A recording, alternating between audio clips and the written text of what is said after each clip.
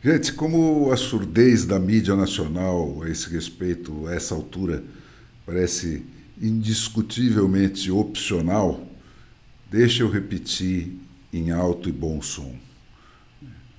O ataque do Hamas, que teve o único objetivo de ser o mais covarde e brutal possível e minuciosamente filmado nos seus detalhes mais escabrosos, teve o objetivo exclusivo de fazer abortar o pacto de reconhecimento do Estado de Israel pela Arábia Saudita, que é o berço do Islã, em troca de um tratado de defesa assinado entre os sauditas e os Estados Unidos, que estava na bica de acontecer.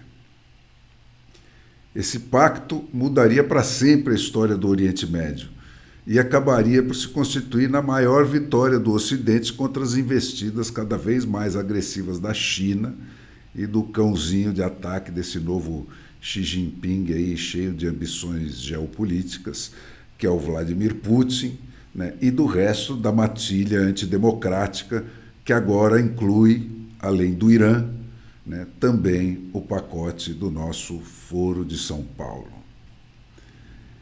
É isso que explica esse desespero do Joe Biden, né, cujo secretário de Estado, Antony Blinken, está em Israel desde o dia seguinte do ataque, mantendo frenéticos contatos com todas as partes envolvidas, né?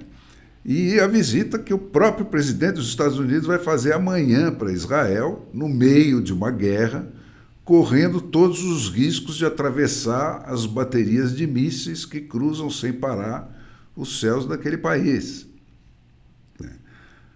A reação de Israel ao ataque do Hamas, gente, forçou os sauditas a congelarem esse acordo. E a sobrevivência dele depende estritamente de Israel não morder a isca que foi atirada para ele e conseguir conter a sua justa ira diante da ferida enquanto ela ainda sangra, né? E também de se conseguir conter os ataques dos outros envolvidos que estão recrudescendo lá para o lado da Cisjordânia. Então, como é que isso aconteceu? Não é difícil entender as mudanças que estão acontecendo no Oriente Médio, gente. O mundo árabe muito rico já é muito rico há 2 ou 3 gerações, né? E ser muito rico reduz muito a disposição do sujeito para o martírio, né, em troca da promessa de umas tantas virgens lá no céu, né? E hoje já tem mais países árabes ricos do que países árabes pobres. E os países árabes pobres sabem cada dia melhor, né, como é bom ser um país árabe rico e que mesmo para os que não têm petróleo debaixo do chão, né, não é difícil ganhar dinheiro bastante para melhorar muito de vida só por viver cercado de países muito ricos. O problema são os grupos fundamentalistas islâmicos enquistados em alguns dos países árabes pobres, trabalhando freneticamente para que eles não enriqueçam nunca, mesmo vivendo cercados por todos os lados de países ricos, né? Porque se isso acontecer, os sonhos de poder totalitário dessa gente vão se desfazer no ar. Então, não é nada, gente, portanto, que o Brasil não conheça. Só que em níveis ainda pré-apocalípticos, né? Esse acordo envolvendo os Estados Unidos, a Arábia Saudita e Israel, além de lateralmente os palestinos, vinha sendo costurado desde a visita do Biden à Arábia Saudita em julho de 2022. E foi desenhado depois que ficou claro que o erro fatal das administrações democráticas de abandonar democratas, né, dos Estados Unidos, de abandonar o Oriente Médio à própria sorte, né, culminando com a retirada do Afeganistão, tinha criado um vazio de poder na encruzilhada mais estratégica do planeta, que vinha sendo rapidamente preenchido pela China, né, tendo como ponta de lança nada menos que o Irã dos ayatolás na bica de conseguir uma bomba atômica. Adicionalmente, gente, o sucesso da empreitada aparecia cada vez mais para um partido democrata que só colecionou fracassos em matéria da projeção internacional dos Estados Unidos, com uma tábua de salvação da próxima eleição. O príncipe Mohammed bin Salman, né, que vem dormindo pior a cada dia que o Irã se aproxima mais da sua bomba atômica, né, para ele a proposta caiu como uma luva. Né, e ele queria, desde o início, um tratado que incluísse alguma coisa como o artigo 5 da NATO, que é aquele que define que um ataque a qualquer membro do pacto vai ser encarado como um ataque a todos.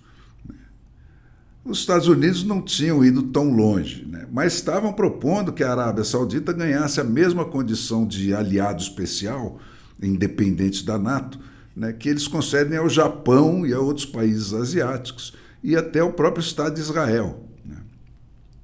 Esse status abre as portas para uma série de benefícios, como fornecimento de armamento, equipamentos de defesa, treinamento, ajuda mútua em caso de agressão e outros. Né? E até o fornecimento de tecnologia nuclear para fins civis estava sendo discutido, né, com os sauditas. Né? E eles já tinham concordado em assinar aquela famosa seção 123 da Lei Americana de Energia Nuclear, né, que define as limitações para o uso militar. Né? Esse artigo, a Arábia Saudita já tinha se recusado a assinar várias vezes antes. E é óbvio, gente, que para o Netanyahu, né, isso aí também caiu como um maná do céu. Né? A possibilidade de uma paz histórica com a Arábia Saudita, que é o berço do Islã, não podia ser melhor. Mas as negociações pela vertente israelense giravam em torno justamente das restrições que os aliados ortodoxos do governo do Netanyahu faziam às cláusulas que dizem respeito à questão palestina. Né? Numa entrevista à Fox News, dada em setembro, né, o bin Salman disse que, embora um Estado palestino ainda não tivesse sido incluído no acordo, ele estava negociando com Israel a devolução de parte dos territórios ocupados da Cisjordânia à autoridade palestina, que é o rival do Hamas, né, e garantias de congelamento dos assentamentos e outros passos nessa direção, né, além da garantia de financiamentos à autoridade palestina. Mas o Mahmoud Abbas, que é o presidente da autoridade palestina, continuava exigindo o reconhecimento do direito dos palestinos a um Estado independente. Bom, enfim, é nesse pé que andava a negociação da questão palestina. Mas os sauditas, alegando que tem que pensar primeiro na sua própria segurança, né, o que dá a medida exata do quanto a ameaça iraniano-chinesa está sendo sentida por eles, né, já tinham sinalizado que, embora apoiando os pleitos deles, eles estavam dispostos a assinar o acordo de defesa com os Estados Unidos, mesmo sem a inclusão do Estado palestino neste momento. E pode ter sido esse o detonador do ataque do Hamas, né, que, por enquanto, funcionou. Com uma semana de guerra rolando, o bin Salman, premido pela China, já concordou em fazer o seu primeiro telefonema com o presidente iraniano Ibrahim Raisi, com quem o seu país não mantém relações diplomáticas, e um telefonema que durou 45 minutos. A salvação desse acordo, gente, que mudaria para sempre a face do Oriente Médio e do mundo, depende estritamente, portanto, de Israel não ultrapassar no seu revide ao Hamas o limite de tolerância das nações do Golfo, que com certeza vão atravessar essa mesma ponte se a Arábia Saudita vier a construí-la.